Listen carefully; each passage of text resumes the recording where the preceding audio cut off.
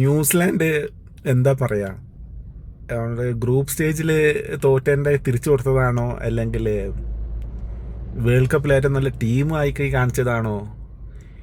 ഒരു 2020 ഒരു ദയാദാക്ഷിണ്യമില്ലാതെയല്ലേ സൗത്ത് ആഫ്രിക്കനെ അടിച്ച് ചാമ്പിട്ടത്.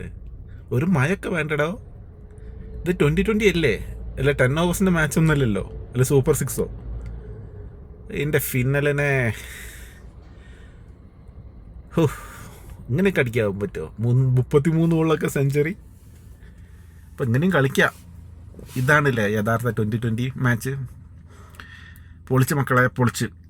ഞാൻ ഇന്നലെ പറഞ്ഞാണ് എൻ്റെ കൊടി ന്യൂസിലാൻഡിനാണ്. ന്യൂസിലാൻഡ് ജയിക്കാനാണ് ചാൻസ്. സൗത്ത് ആഫ്രിക്കയുടെ ബോളിങ് ആകെ NGD മാത്രമേ ഉള്ളൂ. ഇന്നലത്തെ വീഡിയോ കണ്ടവർക്ക് മനസ്സിലാവും. പിന്നെ ടോസ് കിട്ടിയ മുതലേ ആ ഡേ ഇവിടെ ന്യൂസിലാൻഡിൻ്റെ ആകെ 2 ഫോൾട്ട് ഞാൻ കണ്ട, 2 ഡ്രോപ്പാണ്. ഒന്ന് പ്രത്യേകിച്ചും ഫിലിപ്സ് എങ്ങനെ പോയാലും പിടിക്കുന്ന മനുഷ്യൻ. ഇന്നലെ ക്യാച്ചിൻ്റെ ഡ്രോപ്പ് ആ ക്യാച്ച് ഡ്രോപ്പായത് ഞാൻ ഒരിക്കലും എക്സ്പെക്റ്റ് ചെയ്തിട്ടില്ല. പിന്നെ രജിൻ രവീന്ദ്ര, അവൻ്റെ അതിനെക്കാട്ട് ഈസി ക്യാച്ച്. ആ 2 കാര്യങ്ങൾ ഒഴികെ പ്യുവർലി ഇന്നലെ എല്ലാ സമയം ന്യൂസിലാൻഡിന് ഇനി ആധിപത്യം. ന്യൂസിലാൻഡിന് ടോസ് കിട്ടിയ മുതലേ ന്യൂസിലാൻഡിൻ്റെ ആധിപത്യം തുടങ്ങിയിട്ടുണ്ട്.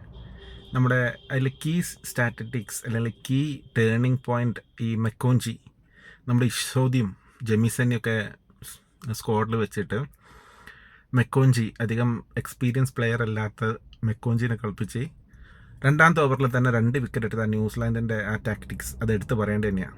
അത് 2ഉം ഇൻഫോം ബാറ്റ്സ്മാൻമാരായ റിക്കിൾട്ടനും നമ്മുടെ ഡീകോക്കും. എന്തായാലും പ്യുവർലി ന്യൂസിലാൻഡിൻ്റെ ഡേ ആണ് ഇന്നലെ. എപ്പോഴും സൗത്ത് ആഫ്രിക്കനെ ചോക്കേഴ്സ് എന്നാണ് പറയൽ. അത് അവർ വീണ്ടും പ്രൂവ് ചെയ്തു ഇന്നലത്തെ കളിയോടെ.